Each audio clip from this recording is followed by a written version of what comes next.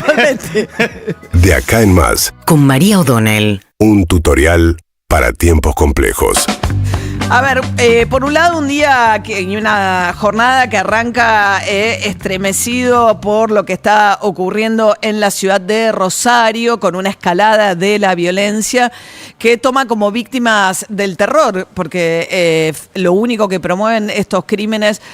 tienen que ver con demostrar, por un lado, poder territorial de parte de las bandas narcos de salir a matar inocentes a mansalva, y ya no son muertes las que están ocurriendo en Rosario de enfrentamientos entre las distintas bandas que se cobran venganza o que están disputando un territorio, sino que a partir de la decisión del gobernador Puyaro de cortar las operaciones de los narcos dentro de las cárceles con las requisas y demás, la respuesta vino del lado de sembrar terror en la población, primero con 2 crímenes de taxistas que produjo un paro de taxistas, después el crimen de un colectivero al que le dispararon, después murió en el hospital con un colectivo lleno, y anoche, finalmente ayer, a un playero de 25 años que causaron una enorme conmoción y han paralizado y dejado paralizada la ciudad de Rosario.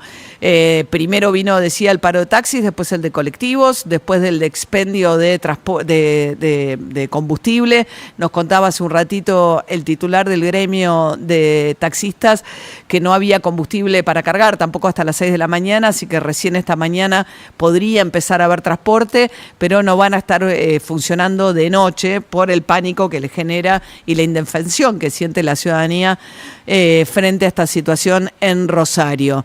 Está viajando para la ciudad de Rosario la ministra de Seguridad Patricia Bullrich junto al ministro de Defensa Luis Petri, porque van a involucrar dentro del contexto de la Ley de Seguridad Interior a las Fuerzas Armadas en apoyo logístico en el combate al narcotráfico y reforzar un poco las fuerzas de seguridad de la provincia. Patricia Bullrich reclamó durante el fin de semana que el Congreso no hubiese aprobado la ley de bases que decretaba la emergencia en materia de seguridad, pero no parece tener limitada la reacción ni la posibilidad de llevar recursos a Santa Fe por la ausencia de esta emergencia. Lo que le señalan también del lado de la oposición es la falta de ejecución de los presupuestos de las principales fuerzas de seguridad, que ella dice haber recibido muy desprovistas de toda la tecnología que necesitan para circunstancias como estas. Pero lo importante es que Puyaro, el gobernador de la provincia, junto con Pablo Hapkin, el intendente de Rosario, y ahora con el apoyo de las fuerzas nacionales,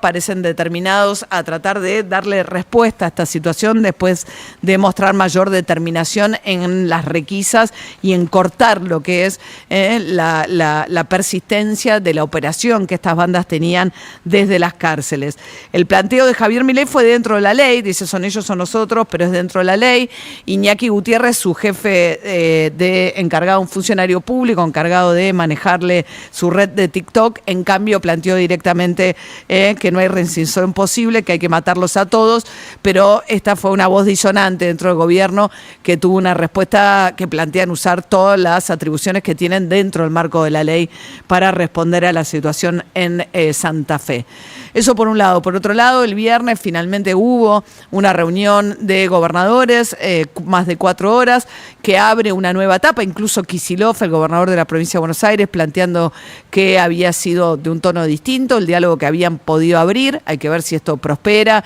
y se genera un ámbito de cooperación en el Congreso Nacional, pero hay que destacar que esa reunión se produjo y que hubo presencia de todos los gobernadores, salvo algunas excepciones como el caso de Puyaro, que ya estaba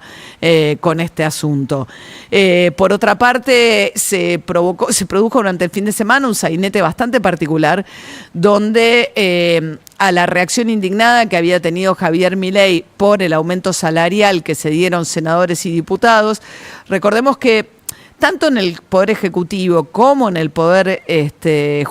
Legislativo, o sea, en el Congreso y en el Poder Ejecutivo, existe una cláusula que engancha las paritarias de los trabajadores del Congreso o de los trabajadores estatales con los salarios de senadores y diputados y de ministro y presidente. Siempre es incómodo para los políticos subirse salarios y al quedar enganchados cuando dan una paritaria, esos salarios se suben automáticamente, salvo que se disponga lo contrario. Eso ha pasado en numerosas ocasiones. Cuando dieron el aumento de diputados y senadores dijeron, no, porque estamos enganchados, pero los puedes enganchar, de hecho se los desenganchó en pandemia. Entonces Milei le había reclamado, che, no podemos pedirle austeridad a la gente y aumentarse así ustedes los salarios. Menem dio marcha atrás, no así Victoria Villarruel, la presidenta del Senado, que no dio marcha atrás todavía. Pero en el medio, desde Unión por la Patria, descubren que Javier Milei se había enganchado él a la suba de los estatales. No lo había hecho en enero, porque el decreto de enero exceptuaba a ministros y presidentes, pero el de febrero se cobró el aumento de enero y el de febrero y se autodieron un aumento del 48%. Según Guillermo Francos, el presidente no se dio cuenta, aparentemente tampoco se dio cuenta nadie de su gabinete, que cobró un 50% más de salario, y cuando Milei salió a decir que no se había dado cuenta y le echó la culpa a un decreto de Cristina Kirchner que enganchaba los salarios, Cristina Kirchner le contestó, pero ¿cómo? Si en enero pudieron separarlos y en febrero no, yo no tengo la culpa, le dice Cristina Kirchner. ¿Por qué no se fija usted? Y ahí aprovecha Milei y le dice, bueno, de paso, ¿por qué no charlamos los 14 millones de pesos que cobra usted de jubilación con la pensión que le corresponde como expresidenta sumado a la de viuda del expresidente Néstor Kirchner? Bueno, la cuestión es que por ahora Milei retrotrajo el aumento del Ejecutivo, hay que ver con lo que ya cobraron, que aparentemente eso ya está, pero todavía queda pendiente ver qué pasa en el Senado con Victoria Villarruel. Los que no dicen una palabra son los del Poder Judicial, que eso sí que tienen salarios, porque lo que está planteando el Congreso dice, bueno, pongamos entonces que el tope sea el salario del presidente. Los integrantes de la Corte Suprema ganan 3, 4 veces lo que gana un presidente de la Nación. Y hay organismos descentralizados del Estado que ganan muchísimo más, o sea, la AFIP, el Banco Central, algunos organismos del ANSES. Hay todo un descalabro respecto de cuál es la escala de salarios dentro del Ejecutivo, respecto de las jerarquías de quién debe ganar más o menos dentro del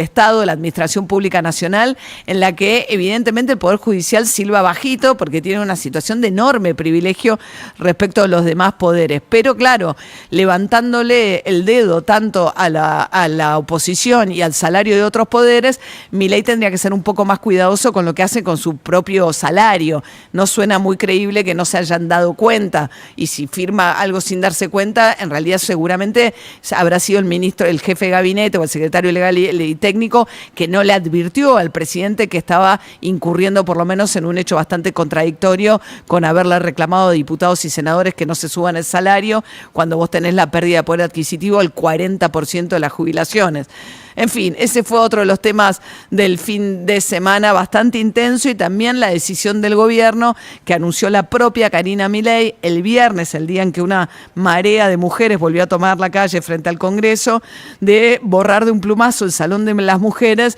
y sustituirlo por un salón de próceres, cuyos próceres son todos, absolutamente todos, hombres.